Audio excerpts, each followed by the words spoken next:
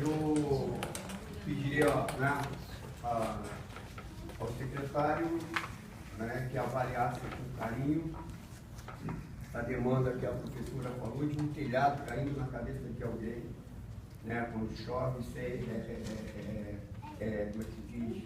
Tem que ser tratado com extrema urgência. Se o local não dá condições de moradia, que essas pessoas, né, venham a ser colocadas aí no programa do aluguel social, essas pessoas não podem continuar morando nesse espaço, tendo a sua vida correndo risco. Por que eu falo isso? Porque hoje o que eu mais vejo são especialistas dizendo que sabia que o Lula ia deslizar. Se confirmado isso, as pessoas sabiam, entendeu? E não tomaram medida nenhuma, as pessoas deveriam ser incriminadas também, né, responsavelmente. Que eu duvido. Por isso eu estou dizendo para o senhor isso aqui. Eu, enquanto conselheiro, quero e vou acompanhar essa questão dessas famílias, que esse telhado vai cair. Se alguma coisa acontecer com essas famílias, eu vou responsabilizar a prefeitura. Eu, enquanto conselheiro, eu não posso admitir, né, que coisa dessa natureza possa vir se concretizar.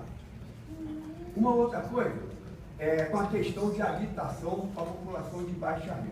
Eu nunca vi tanta produção de população para a população de baixa renda, igual estou vendo agora. Inclusive algumas habitações a fundo perdido, né? Então, eu acho que essa Secretaria de Habitação, ela vem produzindo bem, dentro das suas possibilidades, tá? Mas ela vem fazendo um excelente trabalho. E quem me dera, né, 15, 20 anos atrás, tivesse as prefeituras, os governos feito o mesmo trabalho que esse governo hoje está fazendo.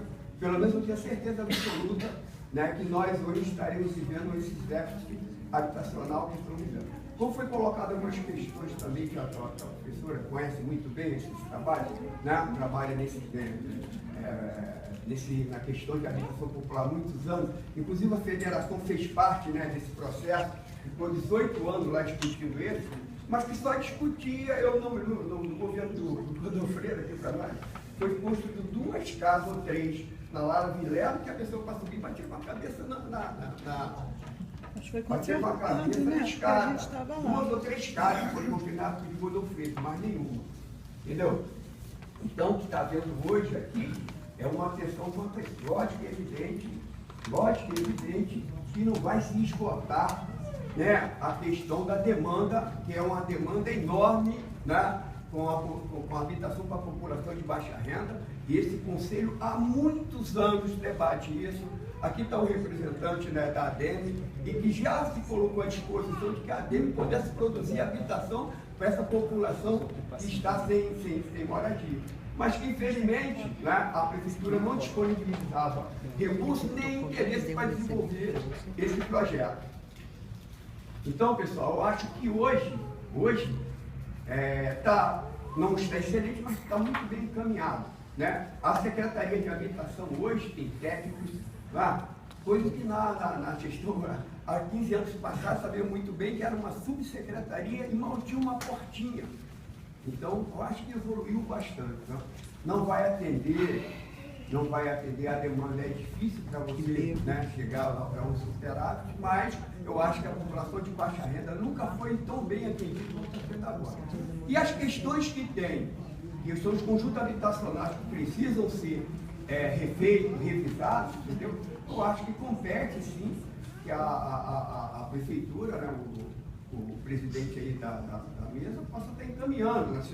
A questão ali do condomínio ali de Maria Paula Matapaca, que inclusive, né, já está encaminhado para isso. E outras demandas também, que tem de conjuntos habitacionais, né, que esse governo herdou, né? Tem umas questões como o Zilda Arros, que não foi esse governo que começou aquele empreendimento, mas que o empreendimento tem lá a necessidade de fazer a sua revisão, fazer com que se torne viável a moradia.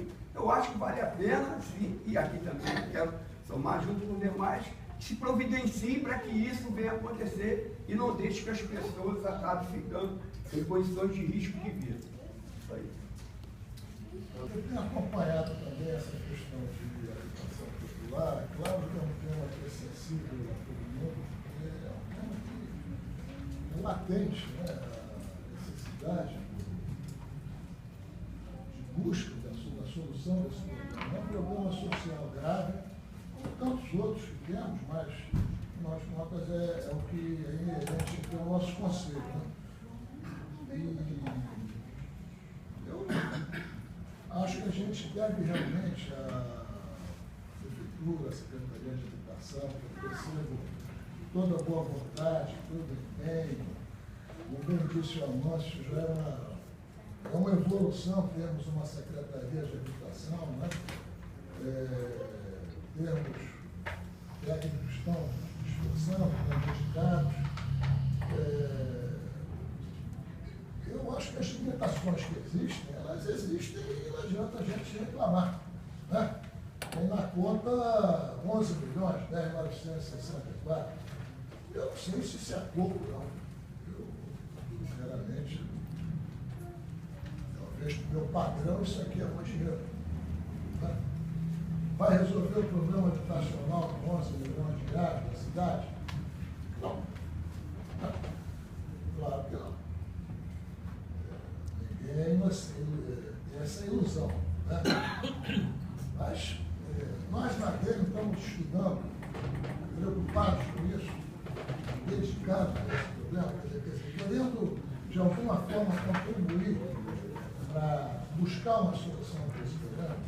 Nós estamos estudando casos semelhantes que acontecem em São Paulo, especificamente em São Paulo. Tem a Casa Paulista e a Casa Paulistana, que é do governo do Estado e é da Prefeitura de São Paulo. Estamos analisando isso com empresas que participam desse tipo de trabalho, que na verdade é uma PPP, uma parceria público-privada, onde o Estado entra com alguma coisa, o município entra com alguma coisa, e a iniciativa privada entra com grosso, a parte maior. É uma maneira de multiplicar, em tese, esses 11 milhões por algumas outras, por algum número, multiplicar esse valor. É uma maneira de tentar fazer qualquer valor crescer. E nós estamos estudando isso lá para ver até que ponto a gente pode implantar isso. Né? A gente tem que, de alguma forma, trazer essa benesse do Minha Casa Minha Vida, essa vantagem que é esse financiamento, essa forma de financiar a habitação, o máximo possível para a cidade. Eu reconheço que para quem nunca teve, para quem teve 10, 100 é muito. Para quem teve 100, 1000 e tantas casas, habitações, apartamentos, mas moradias, é muito. Né? Mas a gente tem que pensar para frente, a gente tem que pensar mais, a gente tem que tentar aproveitar que temos uma secretaria, aproveitar que temos os técnicos qualificados, que tem boa vontade, que tem conselho, e de alguma forma tentar multiplicar isso. Né? Podemos não resolver o problema, mas a gente vai tentar amenizar. É um problema delicado. Era importante também, e aqui falo para a subsecretária, os técnicos da secretaria, que seria muito importante que o próprio executivo, que a própria prefeitura, tivesse também essa visão, né? A visão da importância que é um bom programa, um programa eficiente de habitação popular para a cidade, como uma política pública. Tem problema de saúde, tem problema de educação, tem problema de segurança, tem problema de tudo. Tem problema de tudo que é tipo. Né? Eu discordo aqui, professora, só um parece, não acho que seja culpa desse governo, não. Não, isso é história. De muito tempo, de muitos anos. História. Então a gente tem que, de alguma forma, concordando agora com a professora, acho que a gente tem que se juntar, se unir, buscar os técnicos, tentar amenizar isso, dar uma prioridade realmente na habitação popular. De fato, subsecretário, 10 milhões que está na conta é um valor, vamos dizer assim, menor do que já esteve, não vamos falar que é pequeno, que é grande, porque isso é relativo, porque de fato as obras pararam. O mercado travou e o mercado e o fundo era abastecido até essa futura mudança, era abastecido pelo solo criado. Se não tem obra,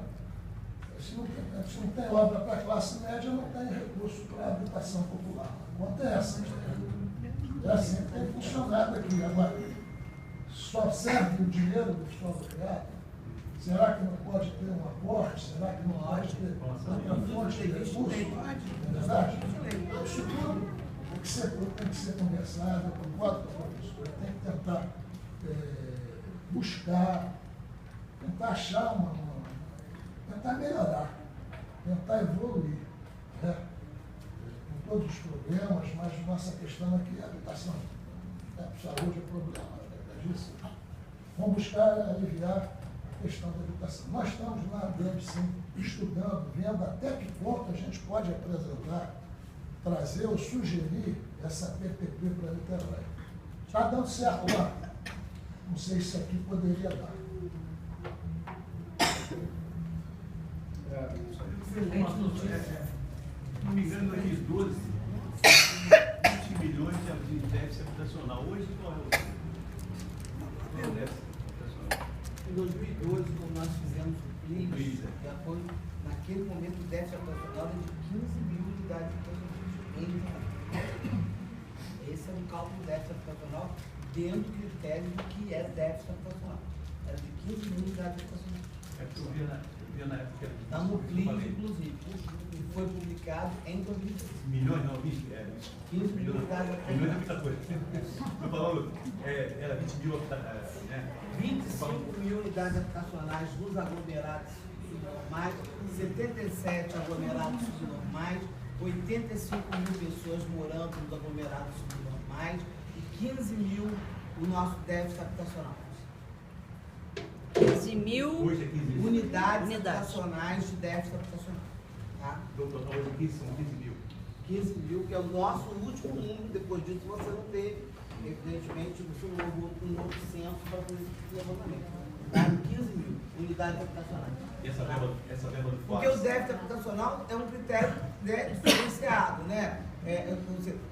Só em você ter aquilo que sobrecarrega você com aluguel é considerado déficit habitacional. Sim. Né? Você tem uma série de critérios que caracterizam quem o faz déficit aluguel tem um habitacional, imóvel. né? Então, Agora, o déficit habitacional tem elementos que caracterizam o déficit habitacional. esse valor do FUAD seria tudo dedicado à habitação popular? Hoje o Fundo de Habitação, desde que ele migrou para a Secretaria de Habitação, a partir de janeiro de 2014, ele muda a sua destinação e ele só pode ser utilizado em habitação de interesse social. Antes não era assim, mas a partir de janeiro de 2014, o Fundo de Habitação só pode ser utilizado em habitação de interesse social. Habitação, regularização fundiária, saneamento, infraestrutura, mas tudo que esteja voltado para a habitação de interesse social.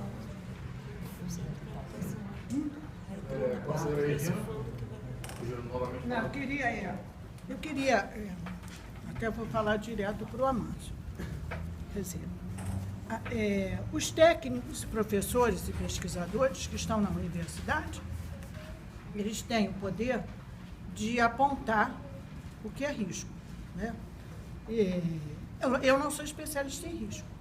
Na medida em que se sabe, a gente aponta. Agora, a gente não tem poder para fazer absolutamente mais nada. Então, fica muito fácil botar nas costas de quem vem apontando e tentando esclarecer e tentando mostrar onde tem risco. Aí quando cai, a culpa é dele, porque não fez nada. Eu já, na época do Bumba, pasmem, eu fui acusada. Eu tinha ido no Bumba uma vez. É lógico que dá para ver. Não era especialista, mas dava para ver, eu tinha fotos. Aí me dizer que a culpa é minha, não, a culpa é do gestor que botou creche, pavimentou rua e via o chorume escorrer na rua. Ele foi o culpado por não dar solução de moradia para aquelas famílias. Então, isso é histórico. Eu não estou dizendo que não é histórico. Niterói nunca teve política habitacional. E não considero, me desculpem, se vocês perguntarem para mim assim, melhorou? Melhorou. Tem uma secretaria que eu faço coro no SEAD, com técnicos excelentes, mas que sem recursos, eles não têm o poder da caneta.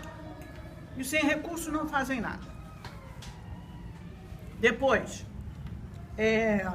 e nós temos, o governo assumiu e herdou sim.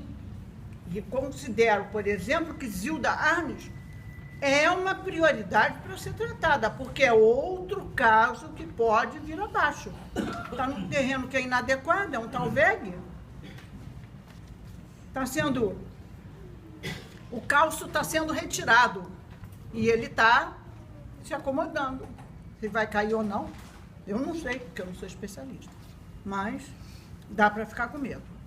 Agora, queria fazer uma pergunta, porque me assusta também a possibilidade, e aí eu tenho dúvidas, porque o que eu li no plano diretor, na proposta de lei do plano diretor, é a transformação do Fundo de Habitação em Fundo de Desenvolvimento Urbano.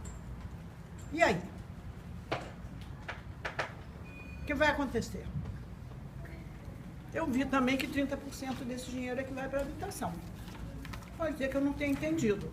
Então, eu gostaria que me esclarecesse. E é isso que eu gostaria de discutir. Calma, tranquilamente, sabe? Numa reunião em que a gente vá conversar para ver como é que a gente vai fazer. Porque eu devo dizer que eu sempre trabalhei nisso, mas eu estou cada dia mais preocupada com a situação que eu tenho visto. Eu tenho andado pelas áreas e a gente, Fátima, a gente fez um levantamento em 2012, 40 mil unidades, porque a gente fez um levantamento através de imagem, contando as unidades. Então, isso dá uma dimensão subdimensionada, porque a gente não sabe dos pavimentos, a gente não sabe coabitação, mas nós contamos mais de 40 mil, um pouco mais do que 40 mil, entendeu? Porque quando você olha pelo IBGE, é muito menos, porque o IBGE vai desprezando pequenos assentamentos. E aí, com isso, a gente tem... Mas, digamos que tenhamos 12 mil. Aí, nós estamos tratando de 10%. Eles colocaram 25 mil habitação. Então, Unidades nem habitacionais isso. em aglomerados globais. 5%. Acho que a gente precisava tratar de mais um pouco. Pelo menos, fazer um esforço. Acho que a gente devia fazer o esforço de tentar achar caminhos. Aí eu até me tranquilizo um pouco mais. É isso. Bom, foi colocado pelos conselheiros, não queria fazer minhas considerações aqui. Me somo aos conselheiros no sentido de fazer uma reunião com esse tema, habitação, discutir a política habitacional aqui no Campo. É um eixo, um dos pilares, diria até fundamentais do desenvolvimento urbano. Então, uma reunião justa de se ter aqui no Conselho. Mas antes disso, até respondendo algumas questões aqui, as dúvidas que tenham surgido, é uma preocupação também da Secretaria de Urbanismo, por mais que a Secretaria de Habitação seja responsável pela política habitacional, é a nossa responsabilidade no urbanismo promover meios para que a política habitacional aconteça plenamente no município. Mas para isso tem duas questões que se colocam. A primeira é qual é o tamanho da produção habitacional, produção imobiliária de Niterói, qual é o tamanho dessa produção habitacional, para saber qual é o tamanho que isso pode sustentar. E a outra é de que forma é capturado esses recursos dentro da produção lá da cidade, dos ganhos de produção da cidade, quanto que é capturado para poder ser investido. Duas questões diferentes. A primeira, Niterói, todos sabem, a gente fora, encontrou aqui um senso comum já formado muito diferente de muitas cidades do Brasil, aonde a produção imobiliária é mais criticada do que a média, pelo menos, dos lugares onde eu já trabalhei antes de vir para cá. Há uma associação muito grande entre a produção imobiliária, a especulação imobiliária, e eu enxergo claramente uma confusão de conceitos entre especulação imobiliária e especulação fundiária. Há uma mistura de conceitos terrível que acaba contaminando o mercado imobiliário. Há uma demonização também do adensamento, como se fosse a causa de todos os males urbanos, quando na verdade a ciência, pelo menos, sabe que não é. E por conta disso, mesmo quando antes da crise que se instalou nesse país, os bairros onde mais se produzia unidades imobiliárias privadas que poderiam gerar receita de solo criado para o Fundo de Desenvolvimento de Habitação de Interesse Social, que são Icaraí, Santa Rosa e Charitas, além de estarem congelados, cada um por uma questão, ou por decisão judicial, ou por decisão do Executivo, foi uma decisão do prefeito Rodrigo Neves continuar o congelamento do bairro de Icaraí, enquanto não se revisasse o plano diretor. Foi uma decisão política, de não se levar mais adensamento ao bairro com maior índice de densidade habitacional da cidade, enquanto o plano diretor não fosse revisto. Ou seja, a produção imobiliária está suspensa há 4 anos, praticamente, independente da crise. Se a crise acabar hoje, esses bairros continuam congelados. O Brasil pode decolar, virar crescimento chinês, esses bairros são congelados. Então não é só a crise. E por conta, e aonde ainda tem alguma produção imobiliária, como é o bairro de Charitas, que é pequeno, afinal, em termos de escala, a arrecadação também é irrisória. Termo utilizado pelo Ministério Público Estadual aqui em Niterói. A arrecadação é irrisória. Porque aí entra na segunda questão. O grau de captura de mais-valia desses ganhos de produção da cidade. Então, como é que a gente está trabalhando isso no plano diretor? Buscando orientar o crescimento da cidade para as áreas onde tem a capacidade de crescimento, de desenvolver, da atividade imobiliária poder se desenvolver, sem saturar a infraestrutura, a qualidade de vida dos bairros e tudo mais, e revisando a forma de captura dessa mais-valia. Já fizemos isso em Pendotiba, onde a fórmula é diferente, foi elogiada pelo mesmo Ministério Público que disse que a arrecadação é irrisória, chegou e elogiou a mudança da fórmula em Pendotiba, porque passamos a cobrar uma contrapartida justa para o exercício do direito de construir na região de Pendotiba. Estamos levando isso para o restante da cidade no plano diretor. Uma revisão da fórmula. Então, em conseguir os objetivos, o plano diretor de orientar o crescimento de forma sustentável para a cidade, conseguindo reativar a produção imobiliária da cidade, essa produção vai trazer proporcionalmente também mais ganhos, não só para o FUAB, mas, como foi mencionado pela professora Regina, para o Fundo de Desenvolvimento Urbano. Por que isso? Porque a habitação de interesse social é muito importante. É um pilar, mas não é o único pilar. Sem investimento em infraestrutura, a gente não consegue ampliar a capacidade de suporte da cidade para receber aquele adensamento que vai gerar receitas, inclusive, para o Fundo de Habitação de Interesse Social. Isso é um conceito de sustentabilidade.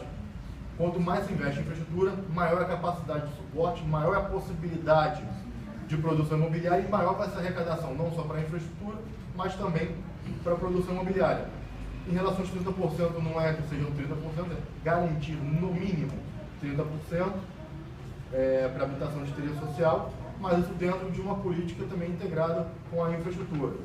Tá? Pode-se fazer a partir de agora, ao invés de ficar o fundo de mobilidade em um canto, de transporte no outro, de habitação em outro, recursos pulverizados e nenhuma política estruturante pode ser tomada a partir daí, e isso se junta em um único fundo, onde com uma escala maior de investimento é possível começar a integrar transporte do solo, mobilidade sustentável com regularização fundiária. Outras possibilidades surgem daí, do encerramento dessa dispersão de recursos. Bom, então fico aqui também me somando em relação a fazer uma reunião para fazer uma discussão responsável sobre esse tema. Acho que as próximas audiências do plano diretor também vão nos dar oportunidade de aprofundar essa discussão. A próxima audiência pública, inclusive, já deixo aqui anunciada na próxima segunda-feira, às 6 da tarde, aqui na CDL, no Andrade Neves. Estão todos convidados a estarem presentes lá, participarem. É muito importante a gente continuar não só essa discussão de habitação, mas todas as outras. Inclusive, meio ambiente. E aí eu aproveito o gancho para passar a palavra agora para a subsecretária Amanda, porque a gente ainda tem a apresentação do Atlas de Unidade de Conservação de Niterói e eu gostaria de respeitar o prazo regimental aqui do horário da reunião, tá certo? Só para ajudar, a próxima reunião nossa aqui vai ser um dia de audiência pública. Pois é. A gente podia, não pode botar não pode botar na terça-feira? Só no dia da... Pra gente não ficar sem reunião. Senão vai adiar muito. Não, a gente já ficou, então a gente pode. Não, mas são... Deixa eu fazer uma proposta. Para a próxima reunião, eu acho que o mais recomendável seria adiar para segunda-feira após. Tá? Ao invés de ser na segunda-feira, será na terceira segunda-feira. Mas se eu não me engano, isso está acontecendo mais de uma vez. Você confirma. É quase que junto. Os calendários da Câmara. As audiências são semanais praticamente. Não. Não, são semanais. Não, tem intervalos. Você está com o calendário aí? São 3 por mês, eu acho. O mês que tem mais tem 3 Se são 3 por mês... Não, o mês depende do número de segundas-feiras, na verdade. Tem mês que tem 5 segundas-feiras, então caiu 3 em mês. Eu acho que em agosto são todas as segundas. Tem 7, 14, 21 e 28. São todas as segundas. São todas as segundas. E a gente está em julho, então... Eu vou ver isso com calma, porque eu tinha recebido um calendário da Câmara, eu discuti com a Câmara em cima de um calendário e parece que o que foi publicado teve alterações daquele que eu recebi. Eu quero conferir. Teve uma alteração. Eu não sei, eu sei que teve uma alteração. Tinha uma segunda livre em agosto que não existe mais. Tinha uma última no dia 10, que eu acho que, se não me engano, subiu. A última é dia 2 de outubro. E esse dia 10 de outubro, se não me engano, foi para o dia 17 de setembro. Eu vou ver isso com calma, comparando com o nosso calendário também de reuniões aqui. Aí tem que ver feriados. Bom, tem um exercício para ser feito em relação a isso. E eu prometo dar uma resposta em breve. Tá? Mandar por e-mail. Sim. A gente vai tentar resolver isso da forma mais prática possível. Subsecretária Amanda, por favor.